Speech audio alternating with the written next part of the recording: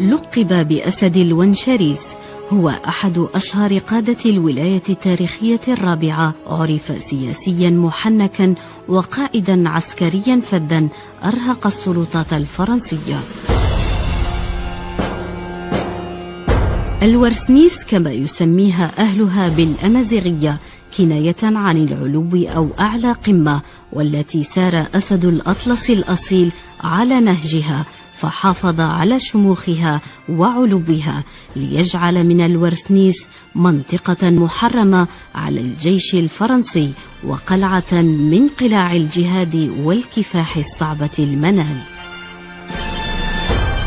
هو القائد العسكري الفذ والرجل السياسي المحنك الشهيد المفدى الجلل بنعامة، كما يحدثنا عنه الدكتور الأخضر سعيداني، باحث في التاريخ وأستاذ بجامعة تيسنسيل. الشهيد جلل بنعامة من مواليد أفريل 1926 بدوار بني هندل، موليير سابقا، برج بنعامة حاليا. كان كغيره من الجزائريين الذين عاشوا الحرمان نتيجة السياسة الاستعمارية. طرد من المدرسة بعد وقت قصير، عمل لفترة في منجم بقايد الشهير، وهناك بدأ يلاحظ الفرق بين تصرفات بالنسبة للأهالي وللأوروبيين. طبعا هذه التصرفات أدت به إلى اعتناق الفكر التحرري. استدعي إلى الخدمة العسكرية في وقت لاحق لفترة قصيرة، ثم سرح، وبعد ذلك عاد إلى منطقة موليير وبدأ في تنظيم العمل السياسي والعسكري. أصبح مكلفا بقيادة قسمة منطقة بقايد لحركة انتصار الحرية الديمقراطية، ثم دخل في مرحلة السرية في عهد المنظمة الخاصة. قاد إضراب شهير لمدة 5 أشهر في هذا المنجم الشهير، وبعد ذلك ألقي عليه القبض نتيجة مسدس في جيبه، وسجن لفترة ونفي إلى مدينة وهران حيث فرضت عليه الإقامة الجبرية. وبعد عودته التحق مباشرة بجبال منطقة تنس بالثورة.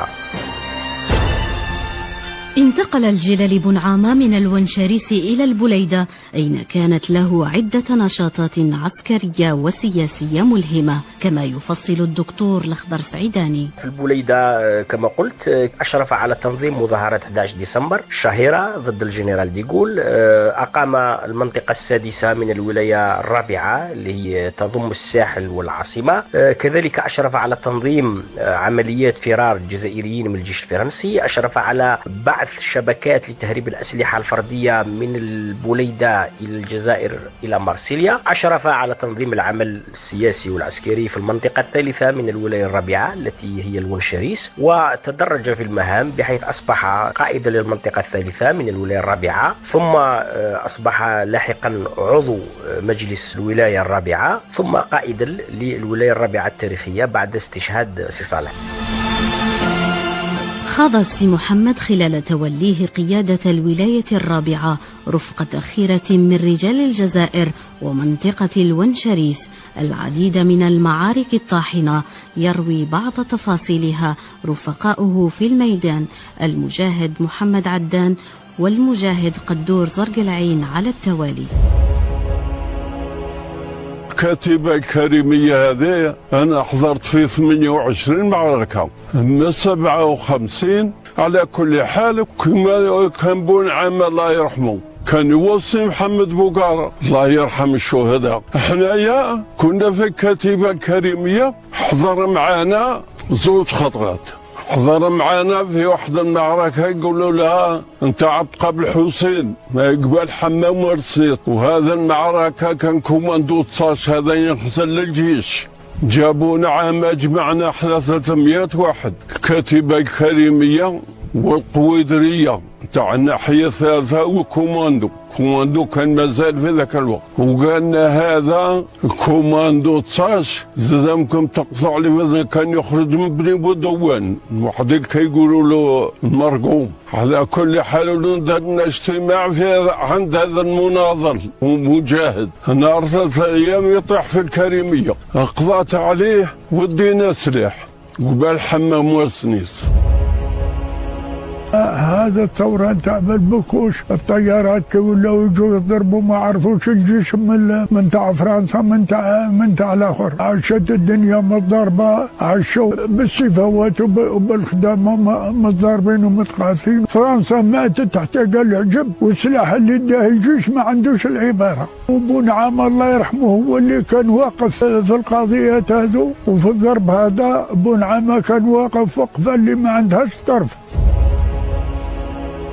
كما يروي لنا أيضا عن هذه المعارك المجاهد عبد القادر شهاب وعز الدين مبطوش على التوالي. عندك معركة اللي هنا مكاش 4 كيلومتر وعدت. هذه الكتيبة هي طروازيام كومباني تاع الولاية الخامسة، والكتيبة الكريمية هذه سمات ديسا وفرنسا، بقاو سيكسيونات قلال منهم. أنا كنت حاضر معاهم في سيدي عمر هنايا في جولة فورموهم، عطاهم هذا الشيخ الله يرحمه في الكريمية بكري كان فيها، وعطاوها له تاع الولاية الخامسة من الولاية. أنا جيت لهي لبو هشام وهما جاو لهذه البلاصة يقول عاش طلعنا.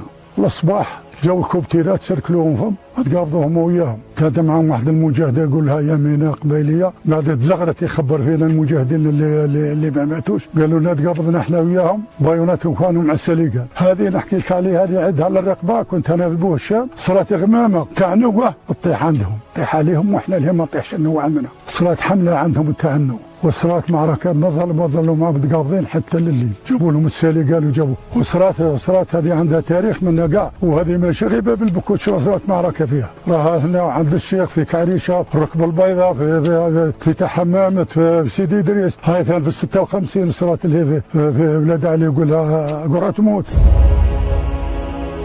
وخذ عدة معارك في المنطقة ذاتها. على سبيل المثال معركة بكوش، معركة جبل البارود، معركة الرياحات، معركة البرك، والمعركة الكبيرة الكبرى اللي شارك بها فرنسا دخلت القوة كبيرة وشارك بها زوج تاع المنطقة تاع سيدي كاسان اللي كان قائدها كرزازي عبد الرحمن المدعو طارق، والمنطقة السابعة نتاع الولاية الخامسة اللي هو كان بالحاج بوسيف كان نقيب المنطقة. يعني جمعوا القوة تاعهم وقاوموا فرنسا بعد ما دخلت عليهم قوة لا تحصى، والمعركة طالت 3 أيام و3 ليالي كنا شاهدين عليها. صارت في الناحية اللي كنت هنايا معركة كبيرة قاسية، عدد كبير نتاع العساكر اللي قتلوا في هذه المعارك، و61 مجاهد رحمهم الله استشهدوا بهذه المعارك.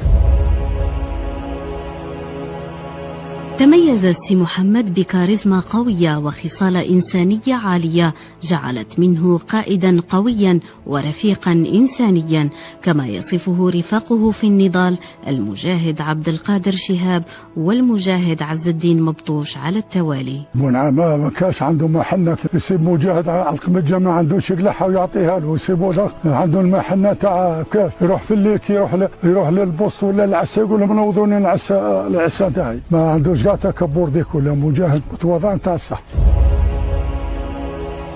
والله سي محمد كان متواضع يعني الى اقصى درجه. يعني انا كذا انت عرفت عليه لخاطر انا كنت في الجهه نتاعهم محافظ سياسي، 3 مرات كان يبحثني على امور، يعني متواضع الى اقصى درجه. سي محمد كنت ما نستطيعش ننظر فيه، ولكن هو كان انسان مؤمن وكان انسان حنين وكان انسان يعني مخلص، يعني انسان تعب، انسان لقى مشاكل، انسان يعني اخذ مسؤوليه خاصه يعني وما يستاهل باش يكون قائد ولايه، يعني راجل عظيم بكل صراحة.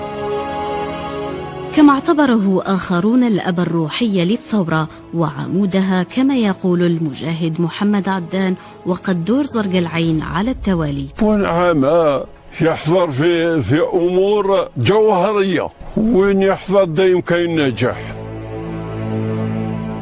بونعام الصباط يقولوا منكر عواطه المجاهدين، يصيب واحد شعبي يكون عنده لباس يقلعوا، يسيبوا عريان يقلعوا يقولوا هاك البسوا ويروح هكاك. بونعام كان مخلص للوطن ومخلص للمجاهدين ومخلص للشعب. بونعام كان رجل نتاع الصح، بطل نتاع الصح اللي ما عندوش العباره كاع. كان اب بوخو، كان اب بوخو. بونعام شوف طريقه نتاعو ما تسعاش من خلافهم. وبونعام لو كان خطا الثوره كانت الثوره ما تكونش بريد لا جوجو، كان بطل البطولة، كان مخلص تاع الوطن ونتاع البلاد ونتاع العباد، رحموا عليه في الحياة وفي الممات.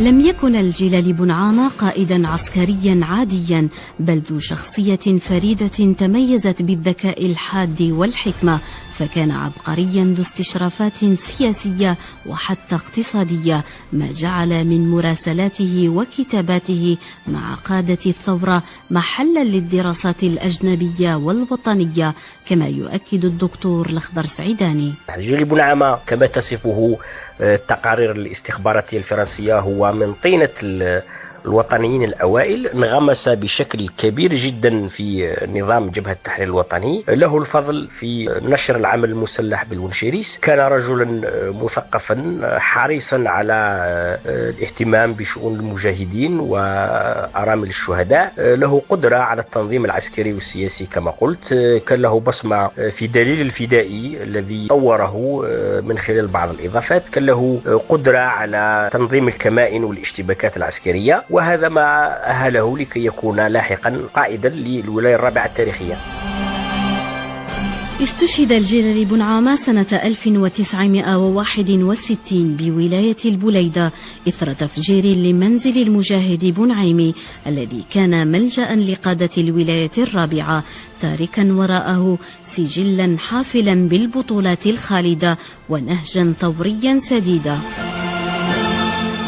ليسجل أسد الونشريس الأصيل اسمه ضمن قائمة أهم القادة الثوريين، حيث اتفق الخبراء الأجانب والمحليون على وصفه بالعبقري العسكري والسياسي الاستثنائي في تاريخ الحركة الثورية، الذي حير السلطات الفرنسية وألهم الصحافة العالمية من خلال حنكته السياسية والعسكرية في آن واحد. فنم قرير العين سيدي، فإن منهاجك الثوري اليوم أصبح مرجعا تحتذي به الأمم، وذكراك عطرا يفوح بعبق الحرية الخالدة.